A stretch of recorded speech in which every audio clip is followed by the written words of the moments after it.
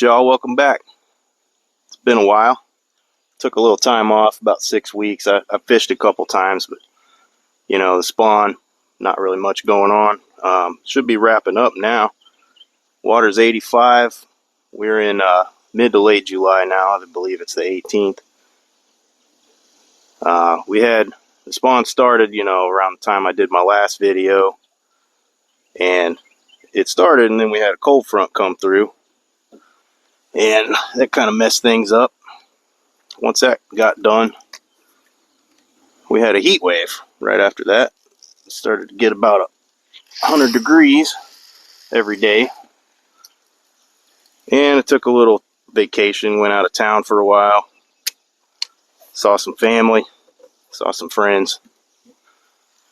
And I also don't know if you noticed that seems like everywhere east of the Mississippi's been having thunderstorms just about every day for the last month. But it feels good to be back on the water. These fish should all be off the spawning nest by now. So we're back out here on the Patuxent to give it a go. See what we can do today. I'm sitting in about 22 feet of water. Water's 85 degrees. Saw some fish on the fish finder here on this bend where I've had a lot of luck in the past. Typically during the summer, right around this time of year. Got a little bit of a late start, and there's already a fish on that one. He didn't get buttoned up, I believe, though. Story of my fishing life. But that's at least a good sign. Yeah, he might still want it at least. There's a hit on that one too already. Yeah, I guess I'm seeing catfish on the fish finder here is what I'm seeing. But I'm running 10-aught hooks, gamakatsus today. Trying to weed out the small fish, which this is what happens frequently for me. It is what it is. Had a sewage spill on the Patuxent, the James, and the Rappahannock all within the same week, last week. Don't like to hear that, but it is what it is. It was downriver from here. They put out a shellfish consumption advisory for oysters down there because, of course, you know, oysters filter that crap out of the water. Well, I wish that fish would get buttoned up. Oh, well. Hopefully this ain't how the day's gonna go. Right off the bat. Fish on, fish off. Whatever. Hopefully the heat doesn't run me off. It's about 8:30 already and the sun's not quite all the way up. There goes a good sized log next to me. Almost looks like a submarine's periscope going by, but I don't think you're going to see too many submarines this far upriver. But we'll have to look out for those today because of all these thunderstorms we've been having. All the rivers have got logs.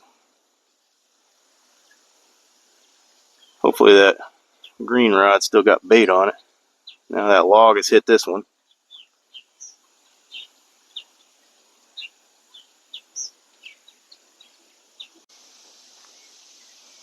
We might have something on this suspended rod. Yeah. There's one buttoned up on the suspended rod. Little guy.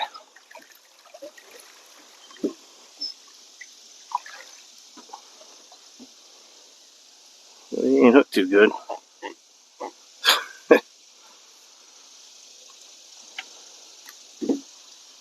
Well, damn. It's been a while. I had to move. We finally got a fish. Nothing to write home about, though. Get him out of here. Get some more bait on. Got a pretty dark cloud coming around me. Radar's not showing anything. So I'm not going to pack up. I'm not too far from the ramp anyway. Not supposed to rain until about 3 o'clock or so. Guess while I'm here, I'll go ahead and go into the history part of the video since I've got one fish at least here. So I was talking earlier about oysters. So what I'm going to tell you about, since I've been thinking about it, is something called the Oyster Wars. Now, if you're like me and you have the same kind of sense of humor that I do, then you're imagining some oysters, clip-clopping and having a battle. And I wish that were true because it would be pretty funny, but that's not what I'm talking about. So around 1865, right around the end of the Civil War, the Chesapeake Bay and all these rivers, typically more like the mouths of the rivers, were producing more than half of the entire world's supply of oysters. Now, New England, Boston, New York, Jersey area, had basically depleted their supply of oysters by then from overharvest. And Maryland and Virginia both made a law that you had to have a permit and you had to be a Maryland or Virginia resident to harvest oysters from the Chesapeake Bay and its tidal rivers. That was what was basically the first example of a commercial fishing license. But of course there was so much money to be made with harvesting oysters back then that people started coming down from New Jersey and other places to illegally harvest oysters. There's another bite on the suspended rod there, but it didn't hook up.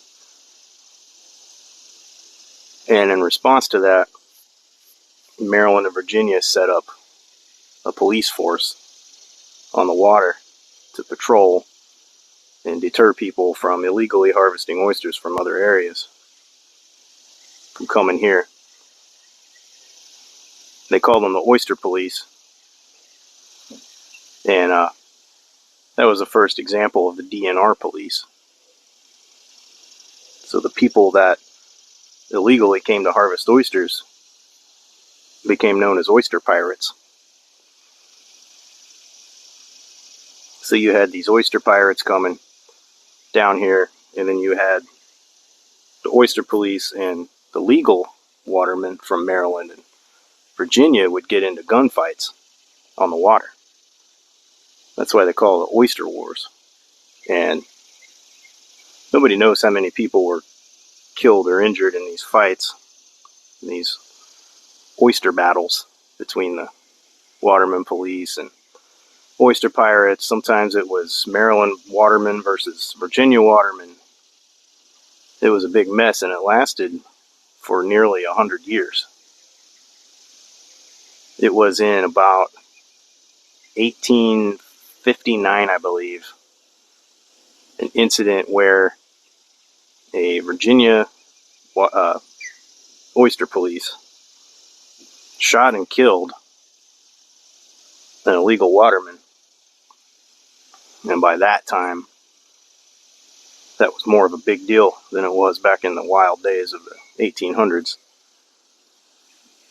So they set up the Potomac River Fisheries Commission, and they disarmed the Oyster Police, which was known as the end of the Oyster Wars. And there was a governor in Virginia, I forget his name, in early 1900s, I believe it was, that was really into this oyster war. And he was trying to gain popularity, by stopping all the illegal harvesting. I forget what his name was, but they used to make fun of him in plays because there was a boat. It was called the Dancing Molly. It was two women from up there near New Jersey. And they eluded him and they couldn't catch him, so they started making plays about the Dancing Molly and the Oyster Police. And it was a little big deal. You can look it up on the internet, It's not folklore or anything. It's all true. You can read about it, on Wikipedia or whatever you want to read about it in. But that's your history piece for today, the Oyster Wars.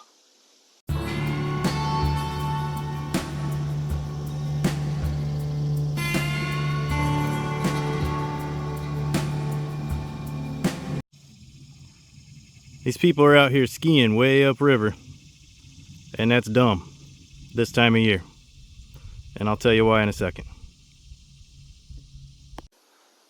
Alright folks, so what I was just talking about, these folks out here skiing, I mean, I see it every summer. This is a really skinny section of river. There's a lot of kayaks, you know, there's a lot of fishing boats.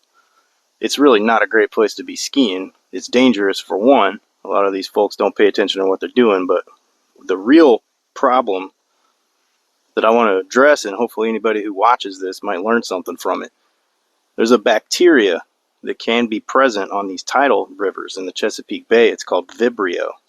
It is a flesh-eating bacteria, and it gets into open wounds, and it can end it for you. It can end it all.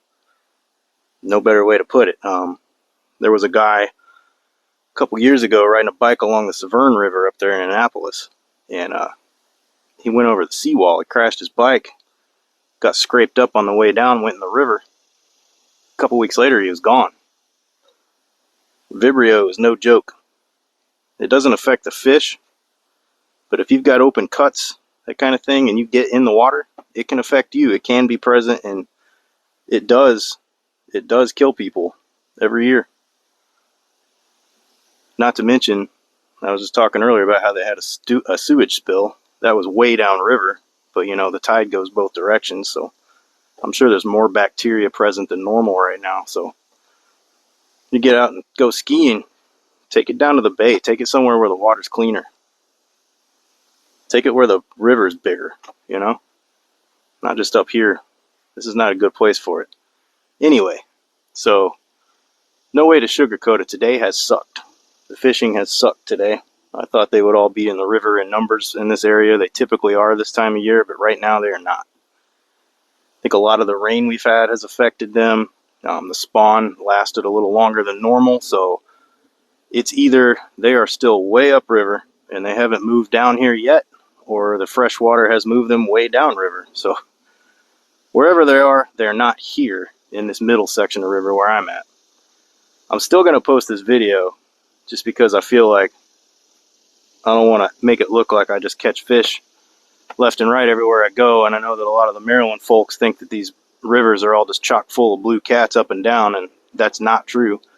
And I'm showing you that today. I mean, when they are here, you can catch 40 fish in a couple of hours. Today I've caught one fish all day. I've had some bites.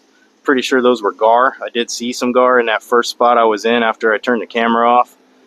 So I'm pretty sure that first fish that was buttoned up for a second was probably a gar, because those typically aren't going to get hooked on a circle hook.